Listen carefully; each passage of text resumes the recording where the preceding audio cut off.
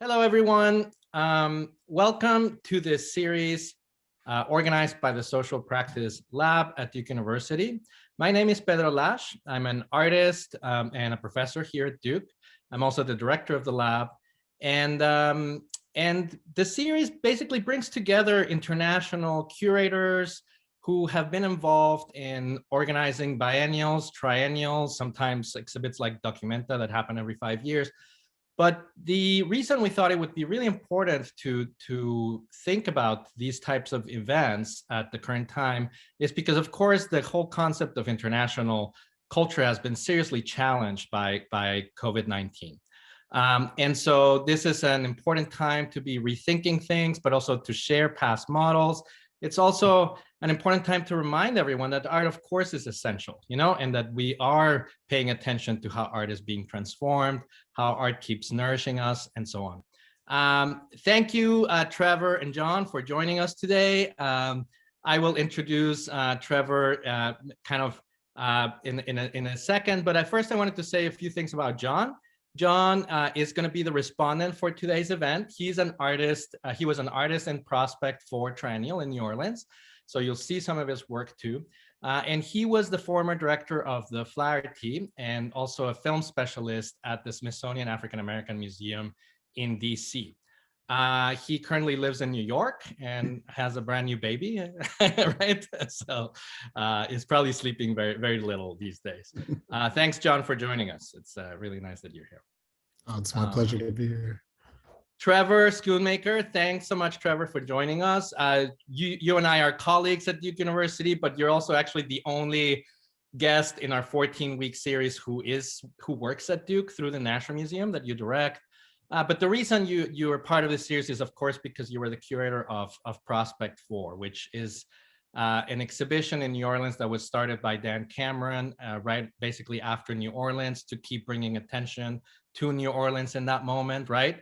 So when you curated it, you paid specific attention to artists of the African diaspora, but also all of its international connections. So I'll just read a few other things that you've done. Basically, Trevor is now the director of the Nasher Museum here at Duke University, but he's done a series of really important exhibitions, including John Akomfrah, Precarity, Southern Accent, which was a very large survey of art in the American South, Wangechi Mutu solo exhibition, A Fantastic Journey, The Record, Barkley Hendricks exhibition, Birth of the Cool, which has become really a kind of canonical exhibit at this point, as well as street level and other shows. We'll see some of those images, so I won't say too much about that.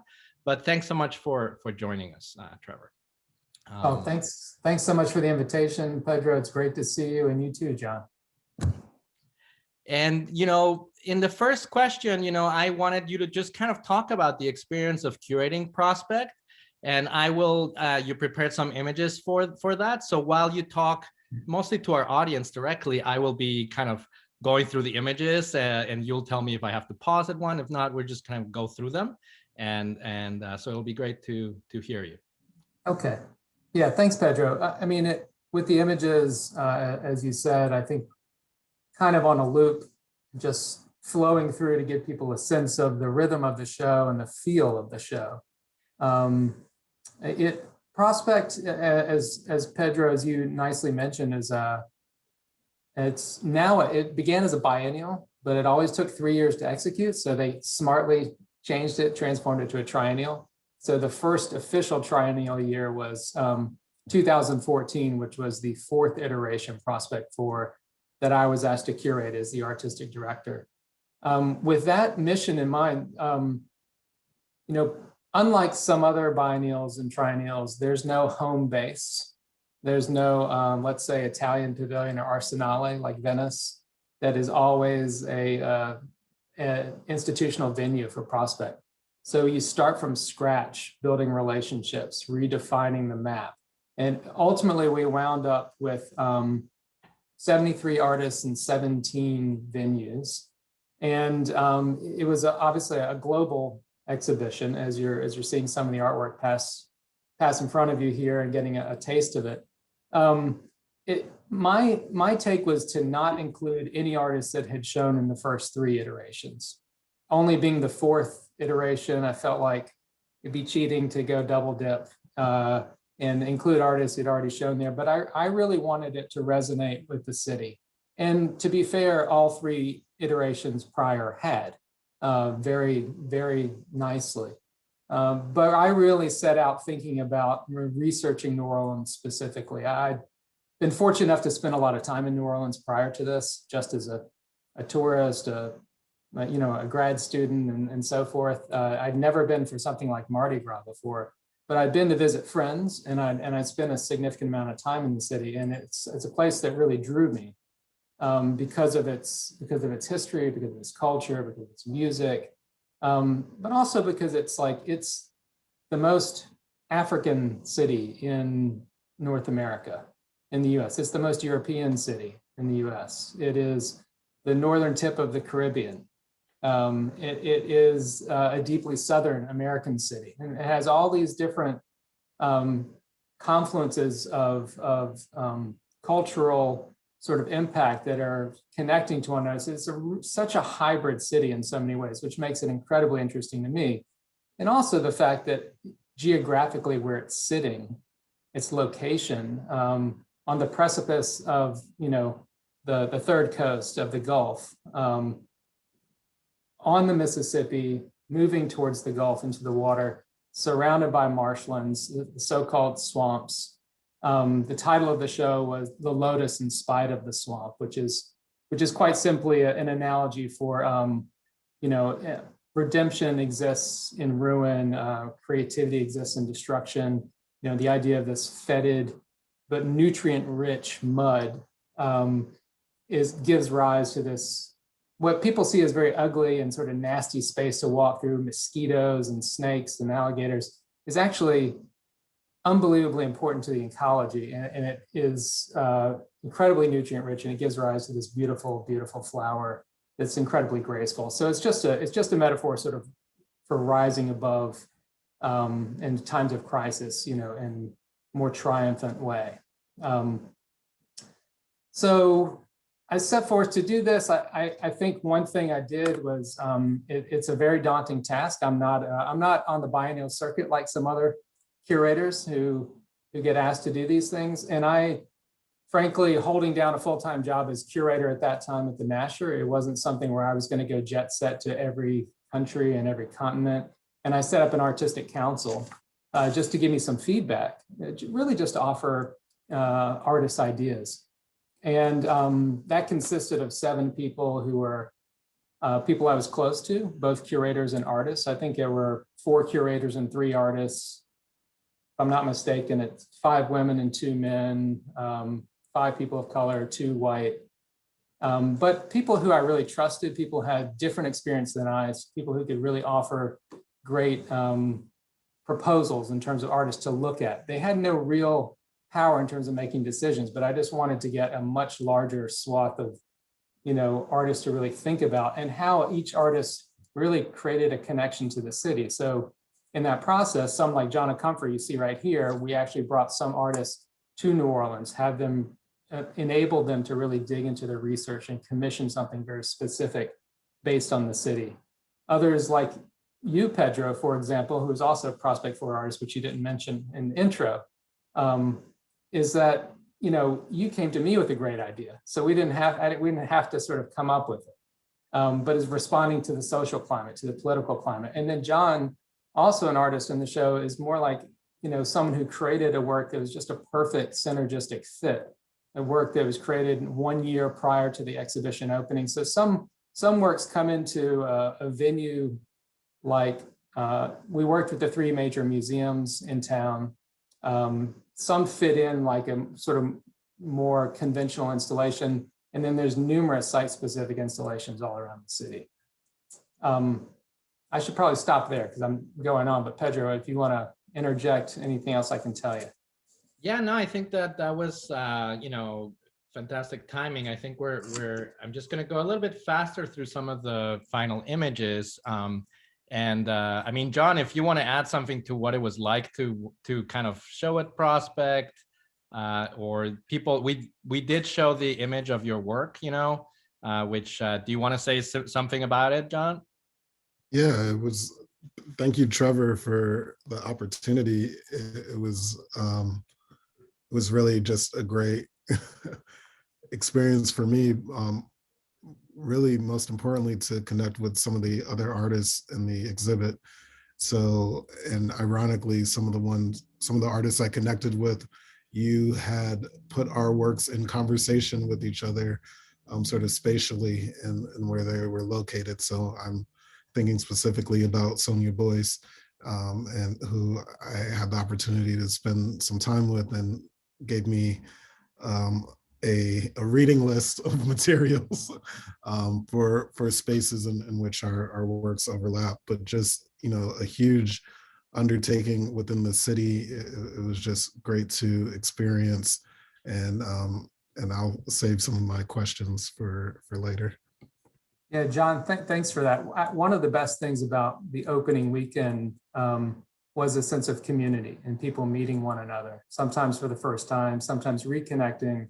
And the act of, that curating can play a role in creating a community of artists, but also in a show like this, it can't, in a space, in a city like New Orleans and its history and its culture, you cannot parachute in and just deliver like, here is the best art that quote unquote best, here's excellent art from around the world, and it's just gonna happen to live in this space. Really had to build relationships with the individuals who were partners. It is an exercise in collaboration, curating a triennial in a place like New Orleans. It was 90% of what I did there wasn't traditionally curatorial work. It was getting to know stakeholders in the city of New Orleans, cultural leaders in the city of New Orleans, people who owned real estate for that matter, but more so people who had an investment in a stake in the outcome of this show, and how is it going to represent their city and their culture, and was that even the goal? I don't think any of the artists, yourselves included, or definitely not me as curator, set out to define or represent New Orleans with the show, but I think the intent was to have it be relatable, to have it be meaningful for the local audience, and not just the people who came in for the opening weekend and the art world, glitterati who come in, and the intelligentsia who come in to see it, and the artists and curators, but how does it live in the next 3 months in New Orleans, and how do people there start to relate to it? Because it's such a festival-driven city. It's such a music-driven city. It's such a performance-driven city. And the visual arts, there are amazing visual arts, as we know, in New Orleans, but they haven't been given the same spotlight. So how do we start to bring those people into the fold? It was a big conversation where we started, the sort of audience building. Yeah, and as we pivot to your kind of longer trajectory, Trevor, I think something that also struck me about Prospect, that I'd have to think hard of how many exhibitions I've been where that was the case, was that the conversations between African diaspora artists, not just in the US, but internationally, and artists from Africa were kind of central, I remember when John Akomfrah was premiering that work for Prospect, John, I don't know if you remember, but there was this really intense discussion about multi-generation dialogues, right? Of filmmakers from Africa in dialogue with, African-American artists, but also, Anglo, African artists. And so it was a really rich, and that was your curatorial work, right? Because these artists were put at the center. They weren't in the sidelines. Often people are included in shows, but they're kind of in the outer pavilions, and here you just couldn't avoid these artists. You couldn't avoid Kara Walker's piece. You couldn't avoid, John Akomfrah's work, so I thought that was fantastic. The one question I had, in addition to you telling us a little bit how you got there, Trevor, in terms of your trajectory and what shows were important for you in preparation, is also I've noticed over the years, every curator, of course, has very different styles and approaches. All of them do a lot of work and research, and as you say, have advisory teams.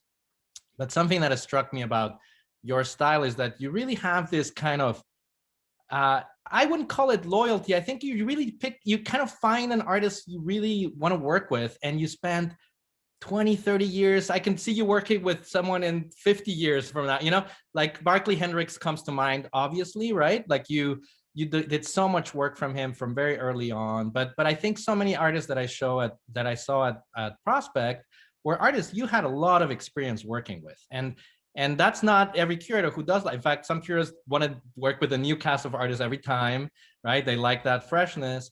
But so maybe as we look through these images of your past shows, you can also talk a little bit about why that matters so much to you.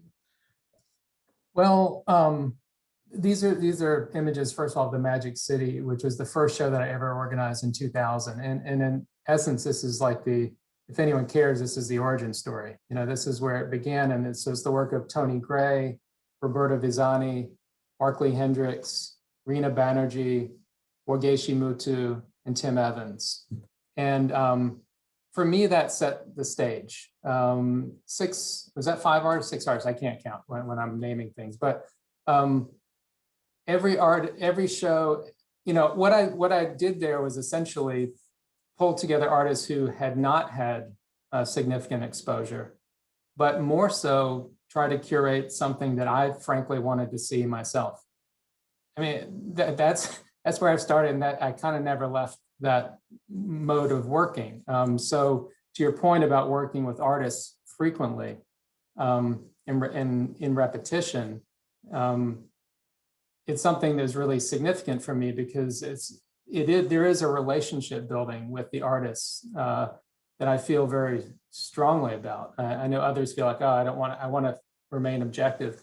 For me, curation is entirely subjective, and it's incredibly personal. It's not something where I'm a detached researcher.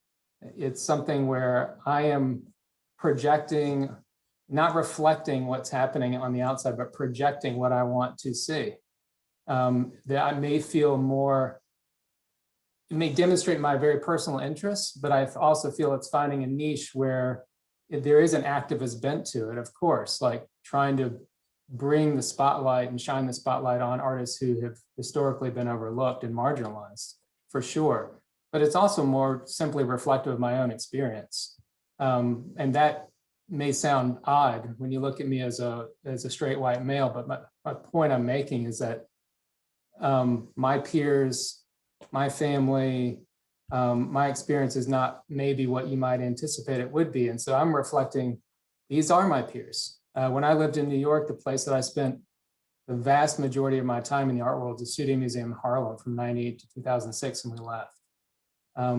Prior to this, I lived in college in 92. I'd lived in Nigeria. There was no study abroad program. There was a military dictatorship. There were no study abroad programs in Nigeria at that time, but my uncle was Nigerian and I went and lived with him. And so it just, you know, everything for me has been a very organic and personal trajectory. So working with artists many times over the years, it's always finding a new angle to present a different aspect of their work or show their work in a different capacity, or to help them realize something they haven't attempted before, or to put it into a different context. It's never been a case of, oh, I just love this artist and I'm just going to keep throwing her name in there because she's the greatest. But can we do something interesting that is pushing the envelope? So with Wangechi Mutu, for example, you know, we commission works that and you know, created her first animation that she'd never created an animation before. So we helped enable that. We helped make that possible. Barkley Hendricks had never shown in a biennial or triennial ever. So there's a lot of examples I can give, but I think to your point, Pedro, it's a very personal process for me rather than a detached intellectual one. Yeah. I have one question about sort of how the architecture of a gallery or a space may influence your curation, and thinking specifically about sort of they're not exactly extremes, but sort of the modern construction of the Nasher, and then a space like the Ogden, and I saw Precarity at both venues, and just curious, you know, if how the architecture of a gallery may inspire you or dictate your choices. Yeah, I mean, it plays a massive role. There are artists who and projects by specific artists that you probably very much want to realize, but it's not really it's not the best setting to put the work in the best light. So what is that environment that you have to create, or do we need to think of a different work? What are the limitations? Every show, whether it's the physical space or the sort of cultural community, like every show is not the right show. It's a great show if it's the right show for that space and that community at that time. So like all those things align to make it a great show. But without question,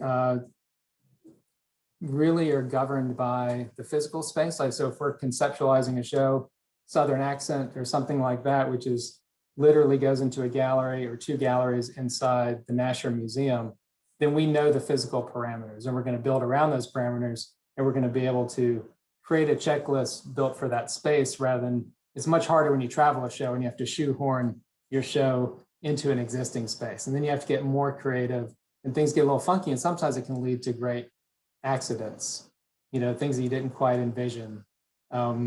Like the Black President show that was up a moment ago, just as an example that people saw a couple images of. It traveled to the Contemporary Art Center in Cincinnati. Now, I don't know if you've seen that, but it's a building designed by Zaha Hadid, and it's a gorgeous building. It's like an artwork unto itself, but there's not a right angle in the building. So to think about where you're going to put works that have right angles is really problematic. So installation work, brilliant, is pretty easy to figure out, but anything conventional, a painting that's sort of hanging off a wall, because the wall goes back at a 45-degree angle, there's a painting hanging down. I mean, we had to do a lot of really weird things, but it was a great challenge. It was fun. In New Orleans, it was, with Prospect, it's kind of like the chicken or the egg, and everything was coming up at the same time. So in some cases, we had to find, the right venue or create the right venue for this amazing artist's idea that we're trying to, it's like the chicken or the egg. And when it was a conventional space, the Contemporary Art Center, the New Orleans Museum of Art, the Ogden, beautiful spaces, then we could really think in sort of concrete terms. And otherwise, when we came outside of those spaces, into the streets, into the environment, into the Batcher, into the river, then it really was a very different experience. And how that, sometimes the Mississippi tide actually dictated what we could do, depending on how close the artist wanted to put their work on the edge of the river. That's really, really awesome. And it was really great to see activations all over the city and people discovering them in their own ways. Was just great to observe. I have another question that's coming from my bias as a filmmaker, and something that I'm just curious about sort of in the future of exhibitions, just your thoughts on the role of time-based media and film video installations, and sort of where that sits within institutional curatorial practices when there's not a dedicated time-based media curator or film curator or even performance curator. Yeah. John, good question. It's something where, we don't have a film curator or a time-based medium curator. We don't have performance curator. And we have a very small curatorial team. That said, we've taken on a few solo video projects as installations. Really one of the first ones back in 2006 with Eve Sussman, where she really was still editing and executing the work and testing it out in this space before she really finally released it, Rape of the Sabine Women in New York, at a much grander scale. Showing it here in a large gallery setting really enabled her to see and hear things very, very differently. So it created an opportunity for her. And otherwise, we've done solo projection projects, just one gallery shows with Christian Markley and John Akomfrah and some others. But we do regularly integrate it into group shows. But you're right. In terms of collecting, the John Akomfrah we helped commission, and we did collect it. And we have collected others by Wangechi. We commissioned a video by her, and we collected it, and Hank Willis Thomas, and a handful of others. But it's not,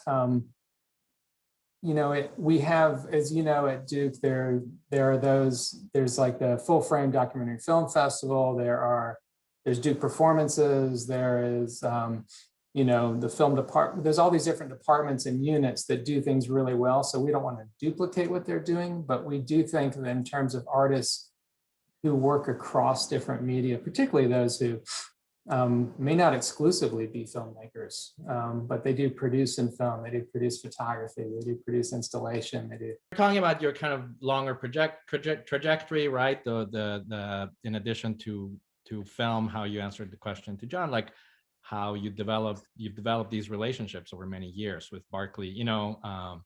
It was how many years of working together? 20? Yeah. So we met. I called up Barkley out of the blue in 1999, and he thankfully picked up the phone. And turns out we had a lot in common. I had a lot to talk about, and he talked to me for over an hour or more on the phone, and invited me out to his home. And then I was able to invite him to participate in the show, The Magic City. That led to a collaboration of painting Fela's portrait, because we both spent time in Nigeria, and we're hugely into Fela Kuti's music and politics and history. Those kinds of relationships, when you get to know someone better, you see multiple sides of them. So Barkley's not just this masterful portrait painter. Get to know someone as a photographer, as a landscape painter, as his incredible draftsmanship, his works on paper, even assemblage, so many different things that he did. So the deeper you can dive in with someone, here with Wangechi, we really wanted to take a look. When I first met her, she was creating sculpture and performance. And she became known as, the collage, an incredible, like one of the foremost collage artists in the country, in the world for that matter. And, but she's really gone back to sculpture in a big way, not abandoning anything else, but going back to her roots.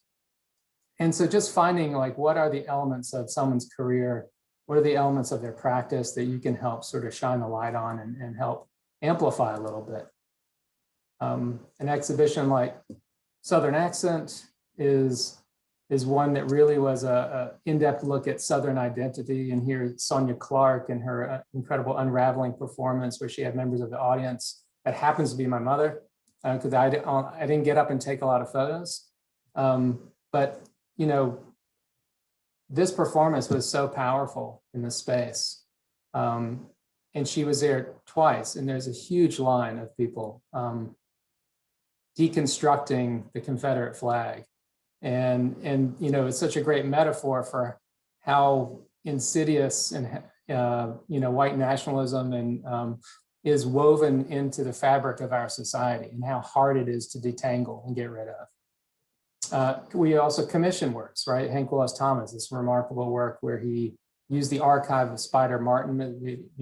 The artist's estate reached out to Hank and asked what ideas he might have, and we were able to commission that and help execute new work and brought into the collection. So, with group shows, we've really wanted to try and create opportunities that are new for some of the artists involved. And you can't do that for everyone, but to try and find one or two opportunities. And then for me, as curator, since these are specifically my shows, not just Nasher shows, it's really a creative process. I want to be a part of that. It is a creative process for me, like curation. It is not strictly an intellectual process. It's not strictly a research process. It's like the idea of producing something. Anything creative is an embodiment of hope in some way. You hope to make a difference. You hope to impact change. You hope to provoke dialogue. You hope to, if you have really great ambitions, maybe start to move the needle on the canon. There are a lot of different things. So, with the work in front of us here, Carrie Mae Weems. Yeah, and I kind of wanted to. The reason we're stopping here is that one question that I'm making sure to ask every single one of our guests in this series is how we were all caught doing different things when the pandemic became a central piece of our lives, if not the central piece of our lives, and of course the hardships that it has brought to artists as well as independent curators, who have to make a living somehow in a very challenging situation, have been very direct, but also some curators were basically forced to postpone, massively transform their international biennial or projects. You were not in that situation in terms of you were not at the time, directing or curating an international exhibit of that nature, but you still decided in your role as director of the Nasher to engage with this directly. So I was hoping we could talk a little bit about this Carrie Mae Weems piece, and then we can move on to John having some questions and comments. Okay, sure. Yeah, so last May, I took the reins of the museum, transitioned from curator to director. And it was, it didn't afford the opportunity to do what you hoped you might be able to do, which is to really slow down a bit and really spend time speaking to everyone, listening to everyone, thinking, having dialogue, which helps you really rethink the vision for the institution. Instead, everyone was in crisis mode for a lot of reasons, obviously because of the pandemic, for health concerns, but also because of a racial reckoning, the way that the pandemic had really pulled off the veneer of our society and exposed all the inequities in American society and around the world for that matter. And so racial inequity, economic inequity, and so forth. And Carrie's project makes it painfully clear that these two things are not two different crises. They're two sides of the same coin. And it beautifully and at times painfully illustrates this. Carrie reached out to me late last summer and said, I'm doing this project. I didn't know about it. And it was just great timing. I thought, who knows, we're going to get back inside the museum. Who knows, we're going to be able to open up. This addresses this moment that we're in better than anything that I think we could think of. And it forced our team to move at a pace faster than we've ever been able to move before. As you can imagine, museums are not particularly fast-paced, working really, really hard, but it's like planning for the future instead of next month. But this project that really illustrates the inequity in the way that COVID-19 has disproportionately affected communities of color was perfect for us. So the main thing is, so the message is great. She's a brilliant artist. She's someone who we've collaborated with numerous times at the museum, through exhibitions, works in the collection, her lecturing and so forth. But more so, what the project actually allowed us to do was to pursue collaborations that we didn't even know were possible. Collaborations within Duke and collaborations within Durham. With organizations, with individuals, with classes. It's been remarkable. And so I just had two images there, one image on the side of the building, another and a billboard downtown. But there are images all around town. There's also smaller sort of art pieces that are everything from yard signs with the same sort of, her kind of quintessential image and text together. But it's that collaboration and that sense of community building that has really been the most rewarding for us in this project. Yeah, and it's been fantastic to see it kind of come out. I mean, the most visible ones at the beginning were at the Nasher facade, but then you'd see them in town. Our MFA building, where our students go do their most advanced artwork, has that. So kind of seeing them kind of really inhabit places that people use was really, really important. But also as a role model, I do feel like she's presenting this idea of an artwork that is a messaging campaign someone who's done super elegant and subtle work, not afraid of doing something that is very direct, you know, and that it has a clear message, like washing hands as a message that an artist put out there is part of a long traditions of artists who are socially committed, you know. I'm going to step a little bit back, John, because I know you have some questions and comments for Trevor. And while you two talk, I'm going to start fielding. I'm going to start looking at questions in the Q&A. So if anybody has questions or comments for Trevor, please add them in there. And once after, in like 10 minutes or so, we'll move into that part of the conversation. Okay.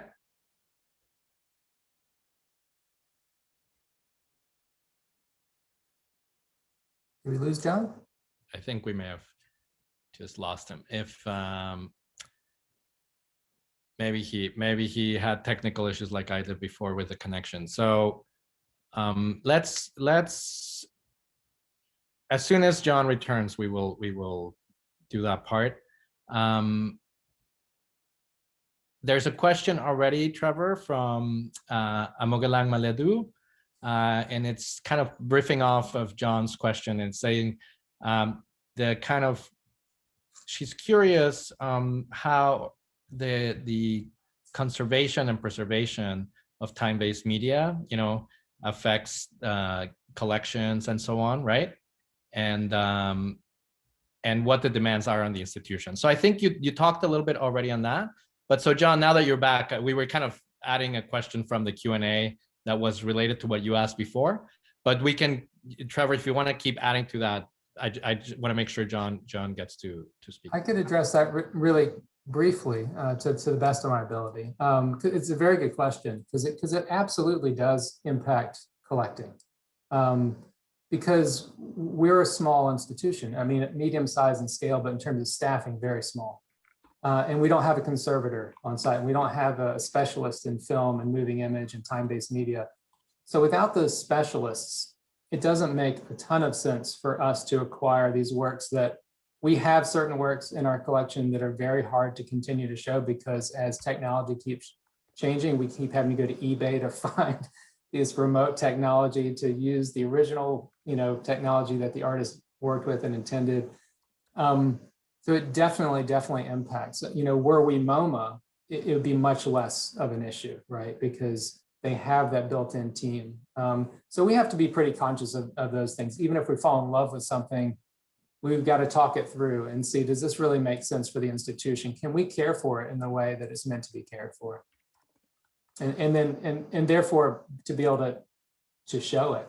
And the last thing I'll say is, you know, the other thing we are as a teaching institution, and we're not just an exhibiting and collecting institution. So we, as Pedro knows very, very well, and John knows very, very well, we use our collection regularly in classes and teaching within our collection itself. So if works aren't on view, they're being used constantly. And there are ways to use, if an artist is open to using their work, and if it doesn't have very specific installation requirements and it can be shown in a sort of laptop format, we can work within all those parameters and make it more accessible.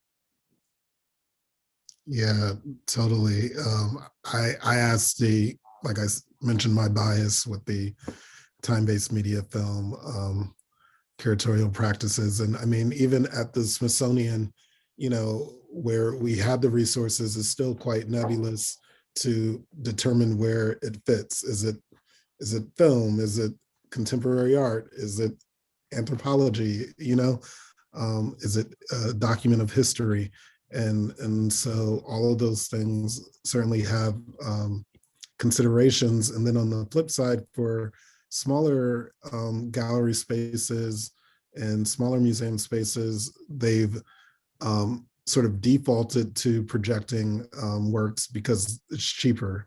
You know, you don't have to package, ship, and handle artworks. You can plug in a computer and a projector, which isn't ideally the way that time-based media presentation works, and certainly inspired by sort of the exhibition of Garrett Bradley's work, as you mentioned, artists working across discipline and medium. I have a question for you, sort of with and it's not a biennial specific question, more of a museum institution question. And sort of just what are your opinions, not necessarily as director of the Nasher, but as a professional in the field, with sort of the calls to for greater equity within institutions and sort of a reckoning within institutions for their holdings as well as their practices in collecting moving forward. So I guess to condense that, what's your idea of the Museum of the Future? Well, thank you, John. It's a great question. You know, from our perspective here at the Nasher, the museum, for anyone who isn't aware, the museum was founded and opened in 2005. There was a pre-existing Duke University Museum of Art, which had much more, I don't want to say conventional, but you know, legacy collections, more historical collections, very little contemporary collection. And at least in the way that we're collecting it now. And so it meant that we weren't kind of anchored by the history of an institution. We weren't hamstrung by what predecessors had already done and having to respond necessarily to what most institutions are having to respond to now in this moment. That, you know, if you watched the documentary last night, Black Art, on HBO, you know, I think it was Maurice Berger was pointing out, and I don't know what year this is quoted from, but 85% of the works in institutions are from white men. And what we've collected has really been the complete inverse of that since opening. And so really focusing on artists of color, and it might be 85% artists of color and women. I've never frankly done the math, but where we've put our resources, I know we can say that, like not gifts and things like, so if someone gave there's an amazing gift of, one collector has 500 photographs, and the history of photography has been dominated by white men for the same reasons that the art world has been dominated by white men. Then I'm not talking about how that might skew a collection, but where we've put our resources, where we've actively pursued work, where we have purchased works, where we have created exhibitions and catalogs, has really been looking towards the diversity of not only being more reflective of the community around us in Durham, but I think to your point is like where society is headed. And it has only become more and more and more multicultural. It's become less and less white, just to be perfectly frank. And so the artists who we have acquired works by have been predominantly artists of color, a great percentage of women. And I'm talking most about contemporary art here. We have very limited actual funds for this purpose, but we've had great support from our board and other donors. And we've been able to pinpoint and identify a specific work. And they've really been on board for saying, we love what you're doing because you're making a difference. You're actually doing what others aren't doing.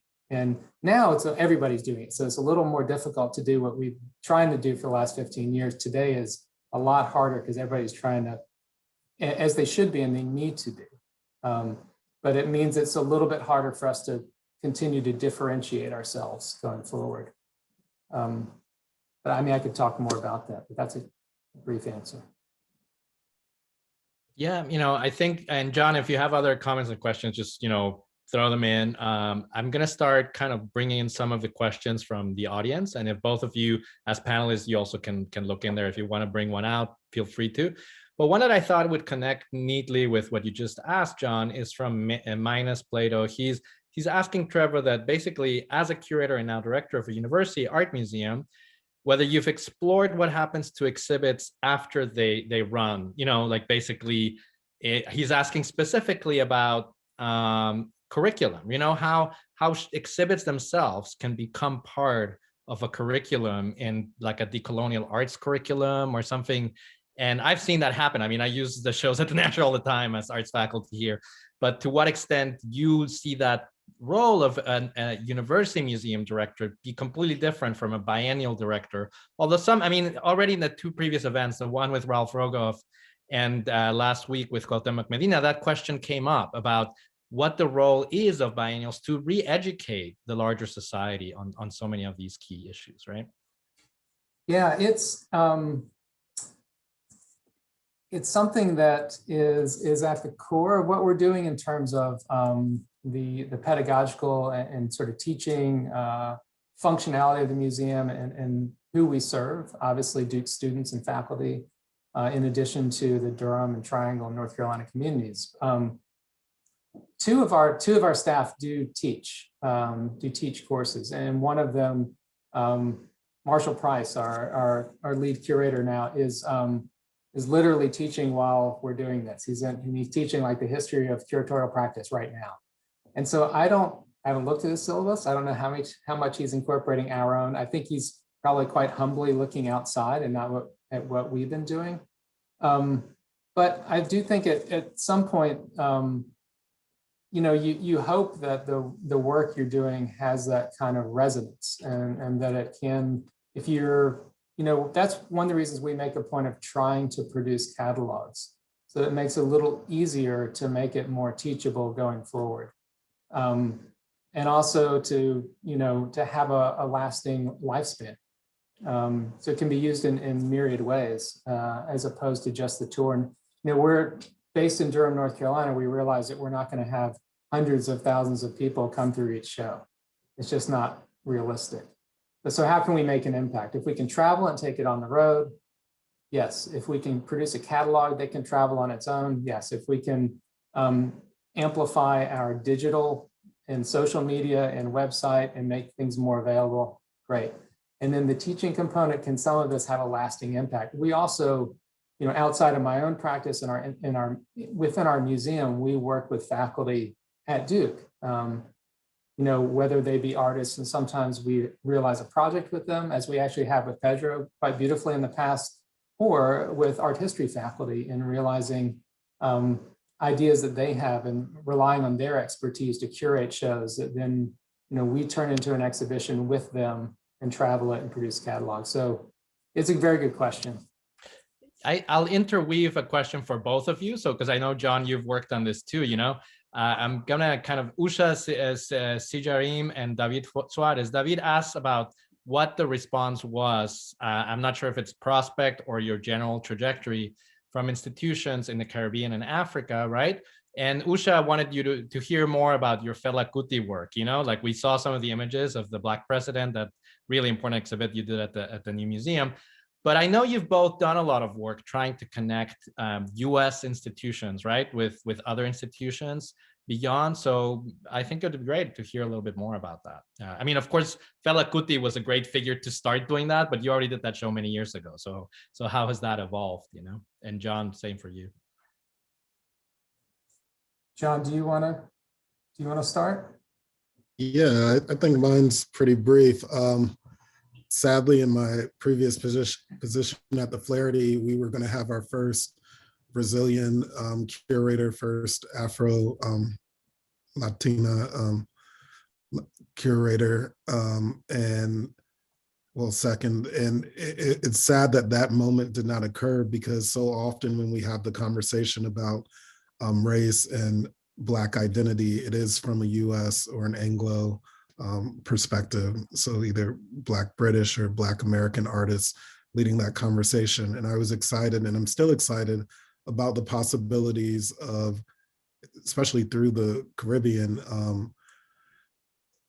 bridging communities of makers and networks of distribution, including museums and institutions, collecting entities across language barrier. And so when I think of the Black diaspora, I am interested in those cross colonizer conversations where Anglo, Francophone nations, Portuguese nations, and Spanish countries are having those nuanced conversations around what anti-Blackness looks like in their specific localities, and sort of what is the role of the artists in those different places, because an artist from Kenya can have as much resonance in Bahia, you know, and may not have the same resonance in a US context. And so I think all of those things are really important to sort of unpack and explore as sort of those previously marginalized artists are being brought to the center. Thanks, John. Yeah, it's so let me see where to start. So with Black Present, with the Fela Kuti exhibition, that's a show that opened at the New Museum of Contemporary Art in New York in 2003, and then traveled to Cincinnati, San Francisco, and across the pond to London to the Barbican Center. And thankfully, the Barbican Center has an amazing performing arts program. They had a remarkable concert series that we got to do programming collaboratively with. The question came up like almost from the beginning, like how are we going to get this project to Nigeria? And in some ways, it was kind of an impossibility, unfortunately, but also just logistically and economically at the time. But beyond that, I think, you know, that show was really came out of a very organic moment in New York when I was living there. And it was just a different kind of, you know, Fela, it's hard to imagine right now. 2021, this was 2003, so almost 18 years ago, that Fela was really hardly known. In 2000, when I started the project, you were going to really a niche intellectual cultural community that knew who Fela was, because his music wasn't available. That was the main thing, and he toured so very little in the United States.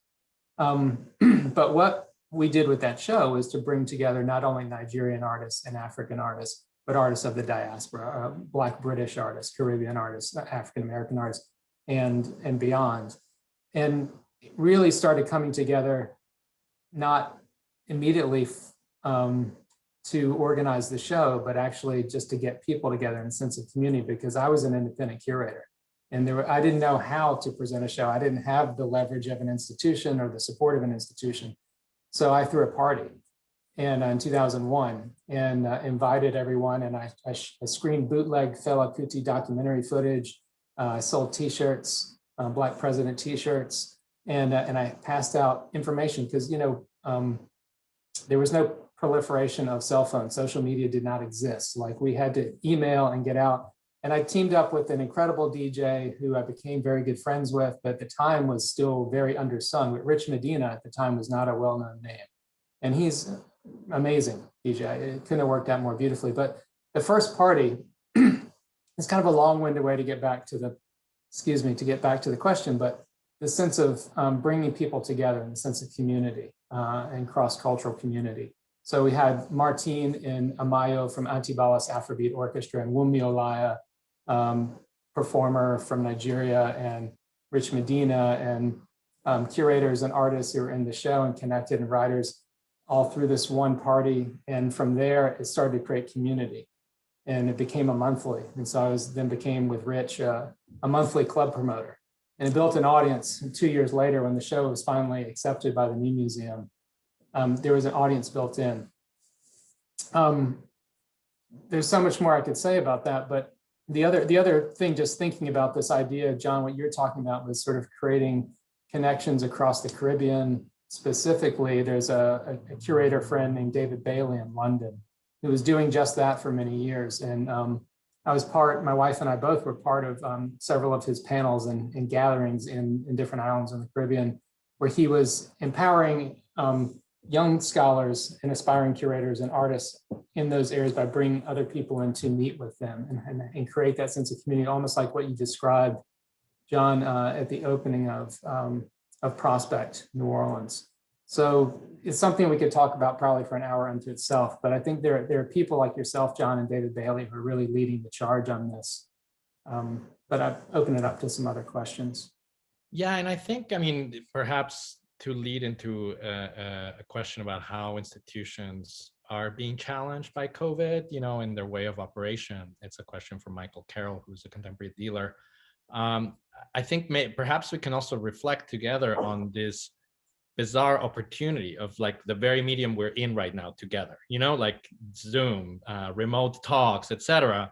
Because I do feel like this has been an underappreciated potential of like early on in the first month or so of the pandemic. I remember seeing this fantastic series organized by 3 Latin American museums.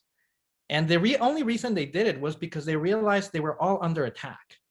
Their budgets were getting slashed, and they were like, we got to stick together. And they did this amazing series of conversations about really, really intense needs.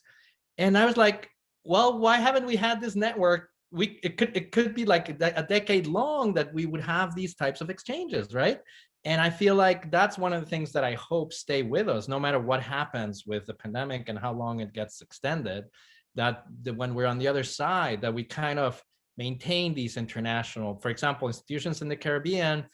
There's the reality of funding. For example, having artists from Africa shown in Europe and in the US is very expensive, and the way around. But that doesn't mean we can't have a relationship, right? And so I'm wondering how you think the potential future of these types of remote exchanges. They're not the golden solution for everything, of course, but I think there's some potential there. John, thanks so much. I know you've got to run. Thank you both. I just wanted to say thanks. And thanks, John. And we'll wrap it up soon, but it's been great to have you. Thanks a lot. It's great to see you. I do think you're right, Pedro, that the crisis creates opportunity, and it has revealed some things, particularly through the forced virtual platform, like this, greater connectivity beyond our immediate environment.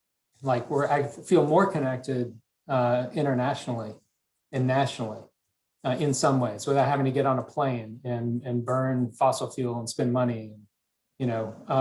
So that's a real positive. I think that museums, like when the pandemic hit, visual art museums really had a hard time immediately figuring out how they were going to pivot, how they were going to adjust. And they did. We are currently still figuring it out, and every museum is adjusting.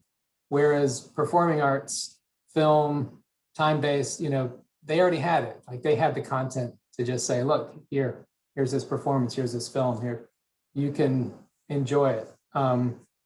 But these types of conversations, even in our own backyard, because of the logistics of having to do it in person, sometimes just the sheer time commitment or the cost is prohibitive. And so I think it's going to open up a lot of possibilities in that capacity. And I think that really pushing the technological side of things and the virtual component to augment what we do in person. There's no substitute for seeing artwork in person, but I think, like you said, the relationships we can build, the community we can build, like a talk like this, if we had done it in one of our venues locally, we would have, I don't know how many people, but scores of people. And if it's virtual, someone your on the other side of any of the oceans can technically be partaking. So it really opens up your parameters and your connection. Yeah, and it does, of course, have to be for the right thing, right? Like, I don't think Isaac Julian or Kara Walker would be excited, or John Akomfrah, of the premiere happening on a laptop.